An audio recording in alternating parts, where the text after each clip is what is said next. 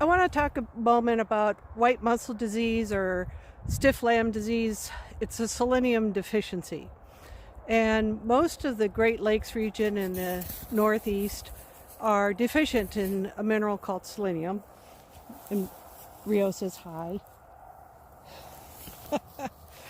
Anyway, most of the Great Lakes in Northeast is deficient in selenium. So therefore, we can get lambs that have a problem where not all their muscle fibers are growing equally. And this usually affects your good doing lambs the worst. But here's why I'm going to talk about that. There has been a plethora of videos of poor doing lambs on the Book of Faces. And at least 4 or 5 comments will say, give it a selenium shot. And in almost all, I haven't yet seen an actual white muscle disease on any of these photos or videos. What we're seeing are a whole plethora of things: lambs that have contracted tendons, lambs that weren't the best nourished in utero. Maybe their vitamin A, D, and E is not up to snuff. Know that the vitamins in your hay deteriorate quickly, and by this time of year that they actually are almost devoid of vitamin A, for example. So some of those lambs may be just weak. Could be a lack of calories, that you didn't have enough feed during pregnancy. It could be a early sign of an abortion bug, such as chlamydia or Vibrio, that the lamb, the placenta was compromised, and so the lamb didn't get the nutrients it needed. But what I'm trying to say is a lamb with poor muscle tone or too weak to stand up is not white muscle disease. And a selenium shot isn't likely to do it any good. Although I'll also add, if you give a half a dose of BOC, it's probably not going to do any harm either.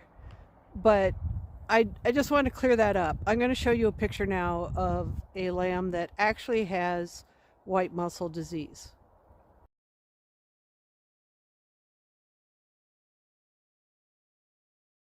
I want to point out that picture is over 40 years old. That is how long it has been since I've had a case of white muscle disease in my flock. It's actually very simple to solve, and that's to buy a quality mineral that has adequate selenium in it. A lot of people look for 90 parts per million as a standard, should be in your trace mineral salt. I'll show you a label here in a second of a mineral that is working for us, seems to have adequate selenium, and also molybdenum and cobalt, which are other things that and iodine, which are other things that we're also lacking here. Speaking of iodine deficiency, is another cause of those weak, kind of poor doing lambs. But anyway, I just want to clear that up. There's a lot of people saying it's white muscle disease, and it's not. White muscle disease is very different. Those lambs are stiff. They're unable to get up to the ewe and nurse because their legs just aren't working right. But they're not working right in the sense that their muscles are really tight and stiff, and they just can't make them work. But they have great appetites, and they're vigorous, just can't make those legs work.